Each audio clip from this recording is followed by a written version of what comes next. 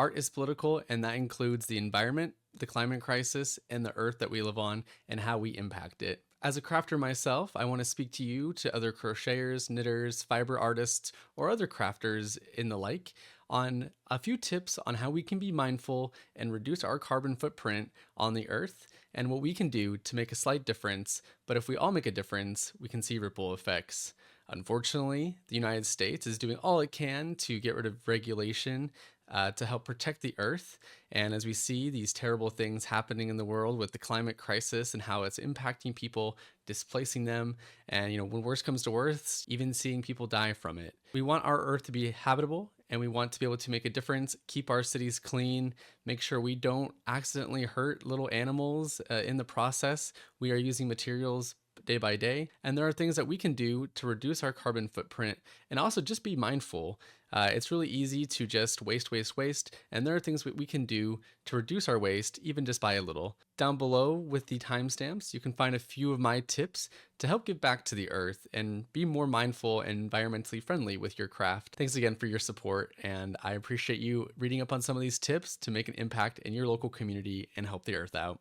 One of the things you can do and focus on as a crafter is focusing on slow fashion.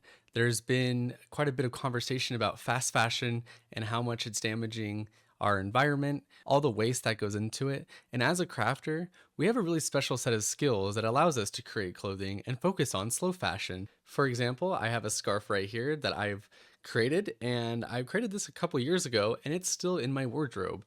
I don't have to continue buying scarves over and over that'll slowly fade because, fast fashion uses materials and a process that has those items and pieces deteriorate really quickly. However, when you're investing into high-end fibers and yarn, you can create pieces that'll last you for years to come. So that's a really important thing that you can try to focus on. It's really cool that we're able to make clothing. And this isn't limited to just scarves either. We can make things such as sweaters, socks, gloves, hats, and more. So creating slow fashion for yourself and for others can go a long way in being able to reuse clothing in our wardrobes. I'm not saying that you can't buy more clothing, but it's good to have signature pieces in your wardrobe that you can always go back to rather than always having to get big hauls of new fast fashion pieces. I know people can get really creative with other things that they're making, such as shirts or even pants, shorts. You can make your entire wardrobe out of crochet and knitting and other crafts, sewing as well. So definitely worth trying that to stay environmentally mindful. So it's worth considering making your own clothing and pushing back against fast fashion. Something else that you can make with your crochet or another craft in the fiber arts is creating reusable items such as market bags that you see here. This can also be found on my blog. Grocery bags are a really great way to keep reusing. Whenever you go to the grocery store, you don't always need to keep getting new plastic or paper bags. You always want to make sure that you can leave this in your car so you can reuse it and not have to keep going through as much waste. Definitely worthwhile. Over here in Oregon, they definitely push for more green, and it doesn't stop there. You can also make reusable kitchen cloth, dishcloth. You can also make little Swiffer covers as well when sweeping the. You can also make face scrubby pieces as well, so something to wash your face with that you can keep reusing over and over rather than having to grab something and then throw it away after each use. So being able to create items that has multiple uses can go a long way in reducing our carbon footprint. Something else that you can do with your clothing is being able to upcycle or give it a new breath of fresh air rather than throwing it away and buying a new piece. So this still kind of touches into the slow fashion, but this is more of an upcycle take. So here are two examples of pieces that I've upcycled. So I have my old coat as well as some pants that had a big hole in them. I was able to crochet into them and make it feel like a brand new piece that gave me the confidence to wear that during my day-to-days. So if you have a piece that you really liked, but you got a tear in it or a rip, that doesn't mean it's over. You can still give it some life and a few more years to come. And this is a reason why it's really important to pick up a craft such as crochet or knitting, or even sewing for this matter. Being able to save your clothes when only one little thing happens is definitely worthwhile, and it doesn't even have to get ripped. I don't know about you, but there's been plenty of times where I go out and I get oil stains on my clothes that just don't come out. So you can always find unique ways of adding patches or even crocheting your own patches and putting them on your clothing to give them a new identity. it's pretty exciting to be able to do that. And you can also do this with thrifting as well. So if you're someone who likes to go thrifting, you can find clothes that maybe a little bit beat up, but you can make them look brand new. So definitely worthwhile to upcycle and recycle. I even have a tutorial on how you can upcycle your own clothing with this method. You can find that in the link below in the description. Another thing you can do to stay environmentally mindful when crafting is keeping a jar or something to hold your scraps in when crafting. Especially for crochet, there's a lot of times where you have to cut your ends, cut your tails, and you're left with just tiny scraps. Well, putting them into a jar or a holding container can be really beneficial. If you're someone who likes to work on dolls like this, you can use your scraps and use it as stuffing for your project so you don't have to keep going back for the polyfill. I was working on a project recently and I had a lot of loose ends, so you can see them all in here. And with this, I'll be able to use it for stuffing of a project, or if you're someone who has really long strands, you can use it to kind of tie up loose ends as well. If you're playing a game of chicken with a project of yours, you can use that just a little bit left that you had saved up for that certain color.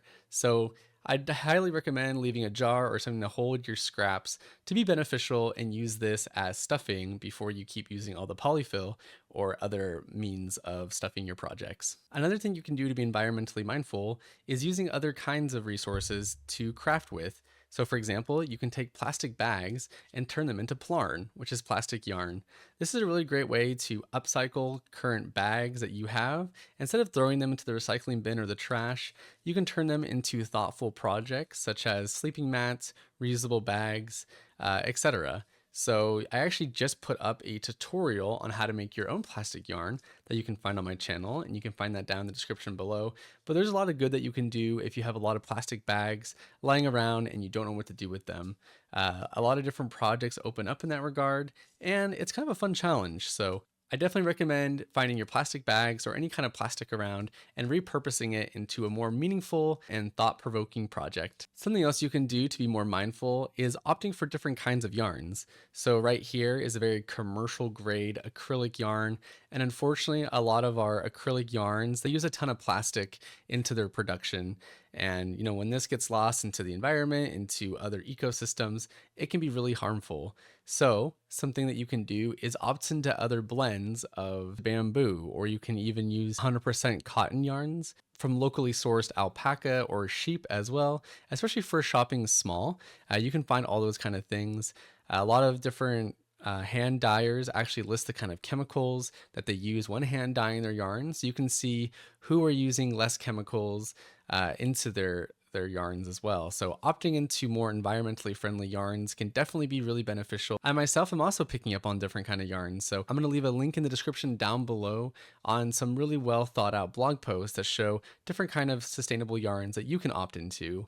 And to jump off of that, instead of always buying new yarn from commercial shops or whatever, you can actually find yarn through thrifting. You can ask around to see if anyone has extra yarn left over. That you can even go to other places such as Goodwill or other donation centers and find yarn there too. So there's a lot you can do rather than always going to the big box stores and making them keep producing more and more yarns that are unfortunately potentially impactful in a negative way on our environment. And last but not least, one small thing that you can do is print less. There's a lot of options now, especially in the digital age, that don't require you to always print out your patterns. There's platforms like Ribbler who offer interactive patterns that you don't need to print out. You can always open up your files on your Android or your iPhone and check out your pattern from there.